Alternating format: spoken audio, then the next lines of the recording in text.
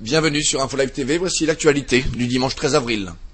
Un haut responsable du Hamas à Gaza, Mouchir al-Masri, a menacé ce samedi de faire assassiner les dirigeants israéliens si Israël renouvelait sa politique d'élimination ciblée contre les chefs du groupe terroriste.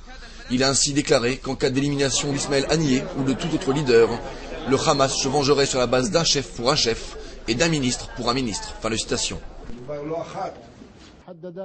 Le Fonds d'investissement palestinien a annoncé la construction de 30 000 appartements en Judée-Samarie qui seront vendus à des prix qualifiés d'abordables afin de contrer la crise du logement dans les territoires sous contrôle palestinien.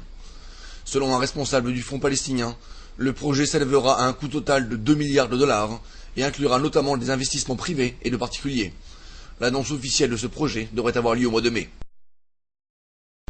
La ministre israélienne des Affaires étrangères, Tzipi Livni, se rendra ce dimanche dans l'Émirat du Qatar pour une visite de 3 jours.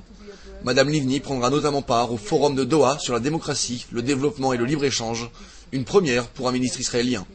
Selon un rapport publié cette semaine dans un journal koweïtien, la ministre israélienne y tentera de plus de faire avancer les négociations pour la libération des soldats israéliens, toujours détenus en captivité.